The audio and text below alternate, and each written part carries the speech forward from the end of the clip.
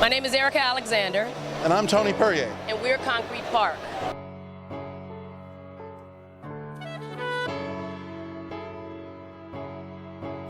Concrete Park is a 2-volume graphic novel from Dark Horse Comics. We were selected as one of the best American comics of 2013.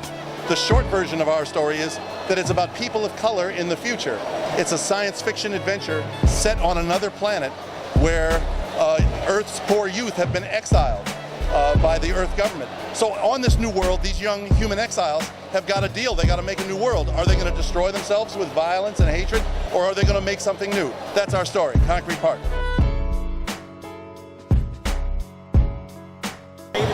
Made it to the future.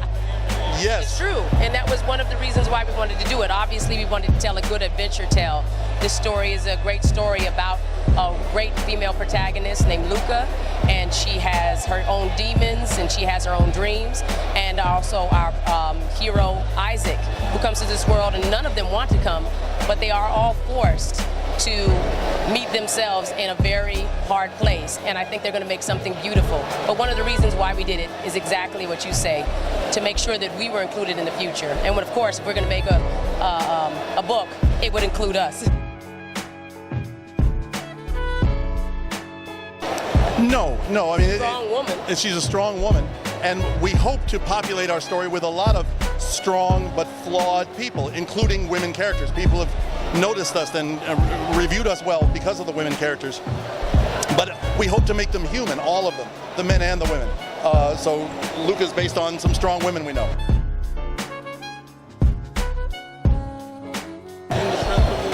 No. She's a... He said, is she one of those Mary Sue characters? We'll talk about that in a second. That's interesting. No, you know what she is?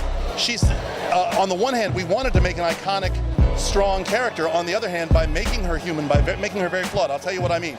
She worked 2 years in the mines under the surface of this planet, digging ice. She was willing to do anything to survive. She's not proud of what she's done.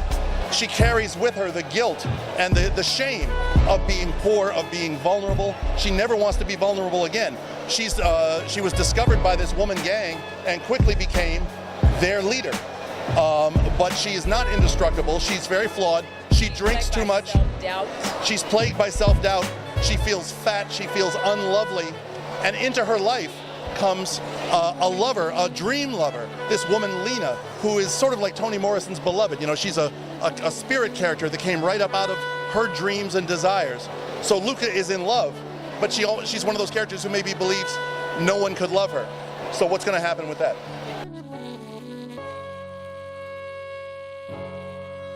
There's romance, there's action, there's adventure, there's mystery, there's of course drama. I mean, it really is a very complex world. It's got a map in it. It's like Game of Thrones, as complex as that, or Lord of the Rings. We wanted to make our world very rich. There's different people from all different places on Earth with different dialects, but then they're also mixing it up there. So they created new types of groups and people. They're shapeshifters.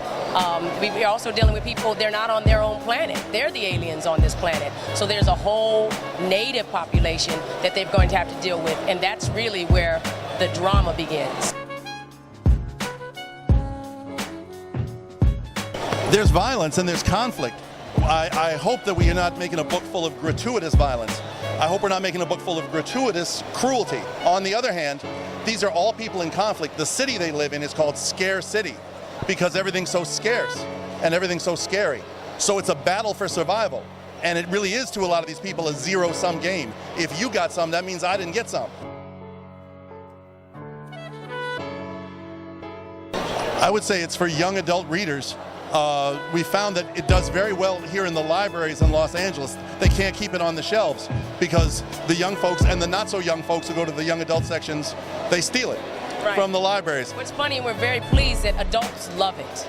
Yeah. They love it. They say they're going to buy it for their nephew, but many of them come and say, no, this is mine. I have a collection. I just met a woman who was in her 60s, said she's been collecting, and she said this will go in her collection. And she was a black woman and very proud of it. And she said, no, sign it to me. So we're very happy that it's crossing over. Obviously, we expected a young audience, but our audience is broad.